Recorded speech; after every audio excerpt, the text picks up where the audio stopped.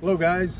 Hey, hope you and your families are well, staying safe, obviously following the guidelines that have been set, and stay passionate, stay positive, and hopefully we get back to playing soon. What today I'm going to do is cover a little bit of the double play, some of the essentials, what we feel are variables, a starting foundation, and what we want to establish. Now, moving forward, your abilities, your skill set, and the game situation is going to dictate a lot. So these are just guidelines as you continue to mature, gain more experience, play, and start playing at the upper levels. You'll be able to start doing things within your own skill set that may differ from this, but that are still essential, and you keep the basic fundamentals intact. We'll start with positioning. We've talked about throughout your time with me on the field, we've talked about what straightaway is and a straightaway position. That's where we want to start. That is our starting point.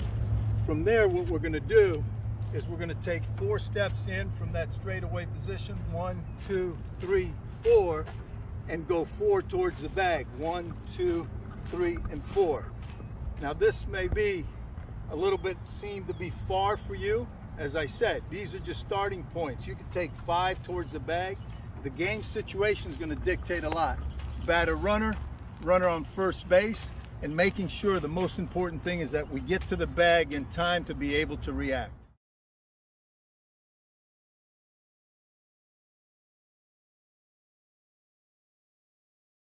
All right, our approach to the bag: aggressive, hard, breaking down your steps as you approach the bag. You're going to get set with your knees flexed, your arms out in front of you, flexed and not stretched out. What we want to try to do is not attack or step on the bag until we see the ball out of the air. It's important. If we commit early, we put ourselves in an orthodox position to where we might have to do something we don't want to do to keep the play fluid and moving. So in that regard, once I see the ball, I'm going to go right, left, and throw.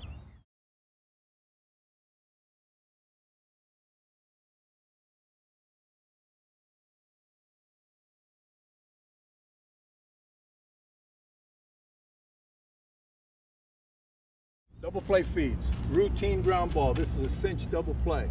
Remember, we can't get 2 unless we get the first one for sure. I want to make sure our throw is accurate.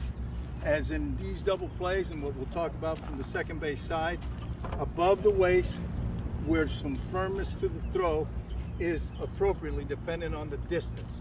So what we're trying to do is, once we receive the ball, field the ball cleanly, we're going to separate our hands this way, and you can start from a fundamental where you drop your knee. The arm angle should not be anywhere higher than the shoulder, and make sure you're throwing uphill.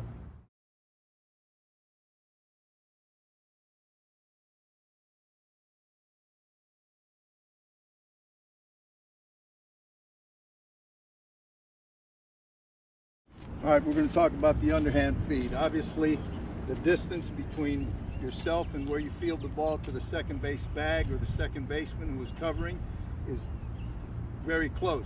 So what we want to do is, the closer you are to the bag, the softer and the higher the feed.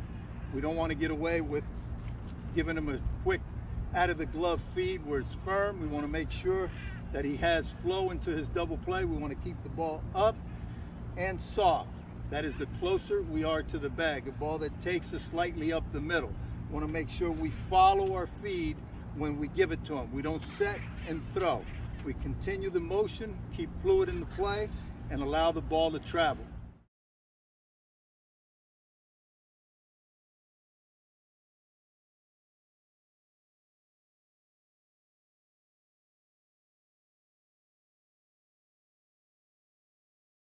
Ball's back to the pitcher, swing and bunt, bunted ball out in front of home plate where the catcher is the one fielding the ball, or a comebacker. The shortstop will work the inside part, towards the home plate side of second base. Why? We don't ever want a ball to cross the runner or make it difficult for the shortstop to let that ball travel. We're going to cut down the distance of the play by the shortstop working the inside. He will still square up to the pitcher. Left, right, left are his position with his footwork to throw. So he will be on the home plate side and not the outfield side in regards to the second base bag.